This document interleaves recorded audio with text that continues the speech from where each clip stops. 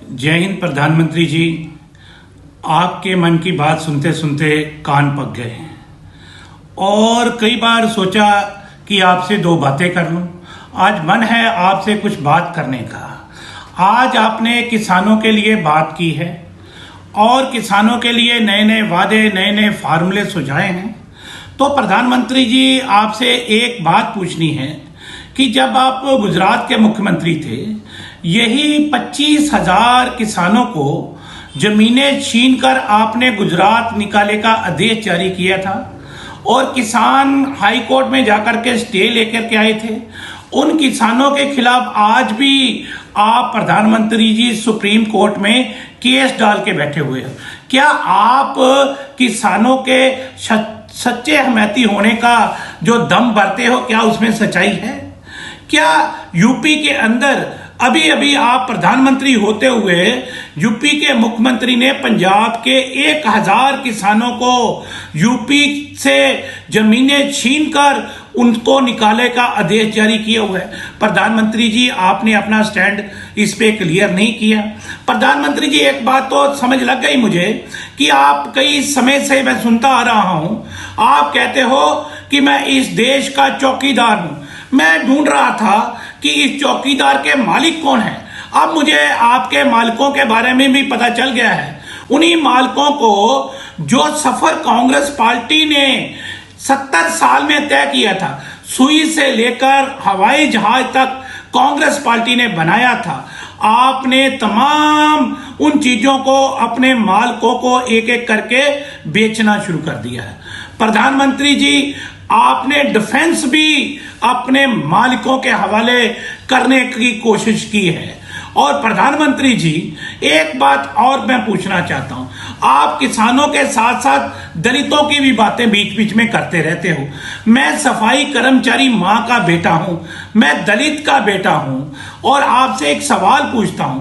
आपने सफाई कर्मचारियों के बारे में एक मुहिम चलाई थी, 25,000 करोड़ रुपया असेस के रूप में सफाई कर्मचारियों के नाम पे आपने टैक्स के रूप में इकट्ठा किया था। क्या उस पैसे का सफाई कर्मचारियों को फायदा हुआ? क्या सफाई कर्मचारियों को जिंदगी को पटरी पे लाने के लिए उस पे कोई उपराला हुआ? क्या उसका कोई फायदा हुआ? प्रधानमंत्री जी, ये भी मैं आपसे पूछना चाहता हूं कि नोटबंदी में देश के लोगों को फायदा हुआ या आपके मालिकों को? जीएसटी में आपके मालिकों को फायदा हुआ या देश के लोगों को? ये भी बता दीजिए कि आज आप किसानों के बारे में जो बिल लेकर के आए हो, उन बिलों के बारे में आपसे एक बात पूछना चाहता हूं कि आप कह रहे हो कि अभी किसानों को समझ नहीं लगेगी इसमें फायदा क्या है। प्रधानमंत्री जी, ये नोटबंदी पे भी आपने कहा था, आपने जीएसटी में भी कहा था, आपने ये भी कहा था कि देश नहीं बिकने दूंगा। अभी देश बेच रहे हो ना प्रधानमंत्री जी आप। लेकिन मुझे हैरानगी इस बात की है कि आप किसानों से बैठ के बात नहीं कर रहे। भैया, आपने आज अटल बिहारी वाजपेयी के आज जन्मदिन पे आपने उनके अकाउंट में 2-2 हजार रुपया डाला है।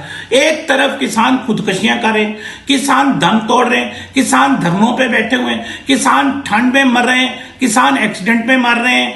तो क्या ये 2,000 रुपए में ये किसान की लाश के ऊपर कफन के लिए भी ये बहुत कम है? और प्रधानमंत्री जी, ये नाटक बंद करिए।